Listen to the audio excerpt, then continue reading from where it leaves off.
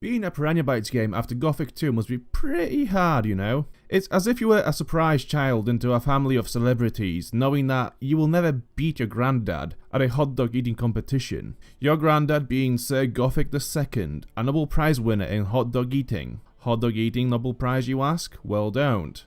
It always leaves me a bit confused when Piranha Bytes release a new game that isn't New Gothic, since they have the rights to the franchise again. Anyway, I digress. A lot. This is an Elex video and a video about Elex this shall be. So pull out your underwear from between your ass cheeks, for we are about to get started. Roll the intro.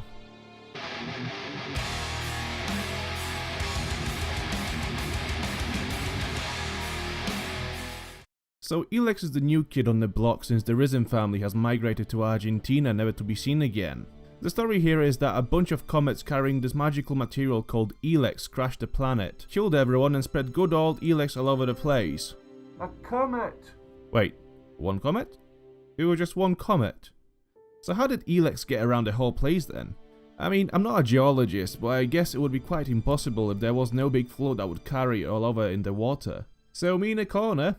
Was there a big flood that covered the planet and carried Elex all around? No! Okay then, seems like there are some plot holes here, my dudes. Anyway, people survived and they have quickly turned to tribalism because of course they have. Ideas like these always make me wonder what would happen in a scenario where electricity and internet go down. Imagine if you were getting bullied by stronger survivors and you had no platform to tweet about your feelings. Anyway, four main factions emerge among the tribes: the Berserkers, the Outlaws, the Clerics, and the Alps. Each of these factions had their own quirks. So, for example, the Berserkers somehow managed to become proper Vikings who rejected everything resembling a modern lifestyle as well as Elex.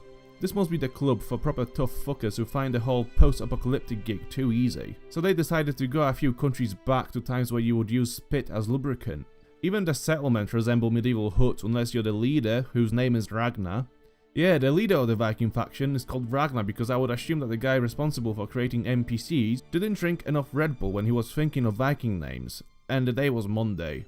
Anyway, everyone lives in wooden huts except for Ragnar. Ragnar lives in a big ruin of a hotel with his wife and a couple of henchmen, where all other Amon Amarth fans live in huts where the roofs are made of hay, even though there would be enough rooms in the hotel to house everyone and more. They also claim to hate everything related to Elex but still consume it so that they can cast magic spells. But they don't call it Elex, oh no, they call it mana, so that makes it okay, I guess. It's like if you were actively tweeting about banning weed with your wanking hand while smoking a big fat blunt with your other hand. The Outlaws were pretty much the only ones who rejected Elex properly to fit the Mad Max cosplay costumes and lifestyle. Because Desert Raiders don't need no nerdy magics when they have a piece of metal for a bed and a few loose screws in their heads. The Clerics used Elex to build new war machines and weapons, while also tailoring their own Sith cosplay costumes. They really have turned this end of the world thing around quite well, as they all ended up with their own high-end PCs and demand caves, which would cause awkward erections to many Star Wars fans.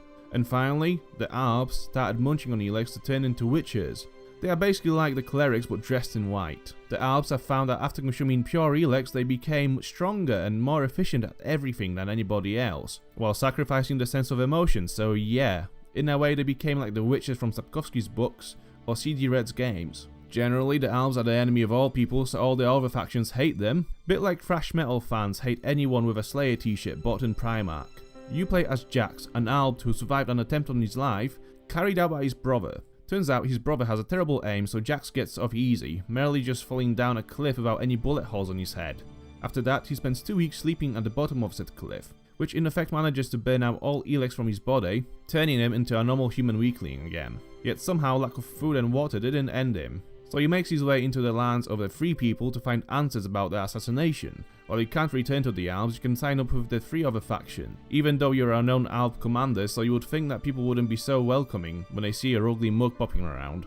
Advancing in the faction unlocks new armor and weapons, as well as a new character trait related to your faction. As a Berserker you can learn to be a fucking hypocrite, as an Outlaw you learn a new fetish for all things metal and gritty, and as a Cleric you learn to mind read people. You might think that these options aren't balanced very well, but somehow they do make sense in the context of the game. As a massive hypocrite you learn to swing your weapons with more conviction, which had been developed through self-hate and so on and forth. Other than that, the factions aren't all that different except for their appearances and environments that they live in. Berserkers live in a Greenbeak forest, the Outlaws live in a desert just like any good Mad Max bunch would, and the Clerics live around an active volcano. Why an active volcano?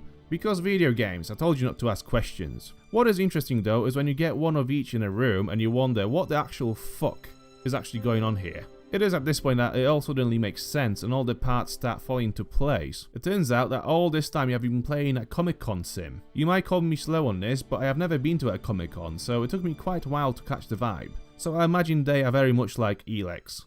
Anyway, as you'd expect, big open worlds such as this one will have a bunch of big baddies to kill. Now, if you have played The Witcher 3, you will know this combat style, but Elex is far more clunky and unresponsive. It all revolves around timing your attacks in between enemy attacks, dodging away from danger and using various edible items to boost your stats or recover HP. I'd say if the combat in The Witcher 3 was 10 out of 10, this is 5 out of 10.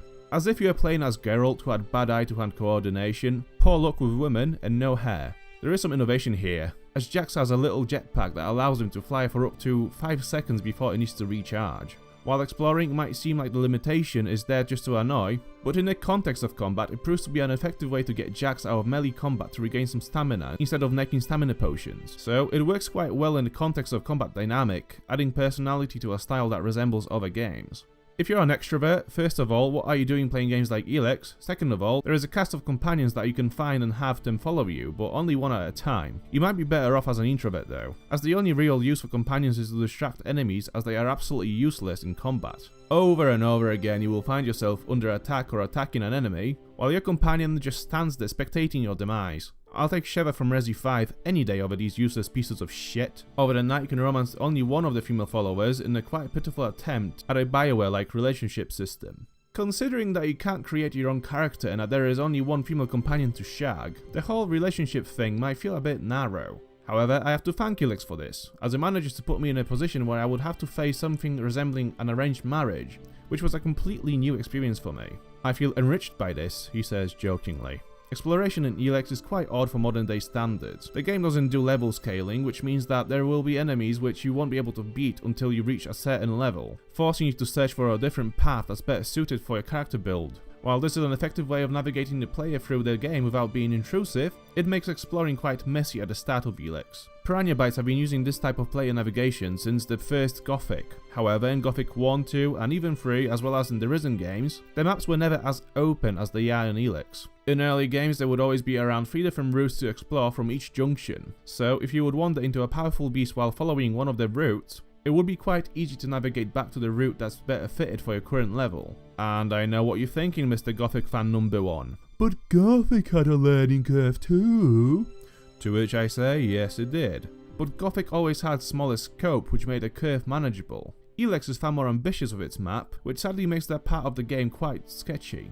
I can only compare it to looking for the right public toilet. If there would be 3 toilets, one for men, one for women, and one for disabled people, and neither of those had a sign to indicate which is which, you would be able to tell them apart quite quickly just with a one glance inside. However, if there are countless toilets for all the new genders, finding the right toilet would be a pain in the ass. So, if you like running like a headless chicken as Geralt, who had lost some of his coordination, hair and women, as well as looking for the right bog at a Comic-Con, in between delivering coffees to everyone, only a couple of days before your arranged wedding, then Elex is your game. Thank you very much for watching. If you like this video, don't forget to leave a like, subscribe, and leave me a very good recipe for a Mexican dish in the comment section down below. I will see you next Friday in a new video. Until then, bye bye.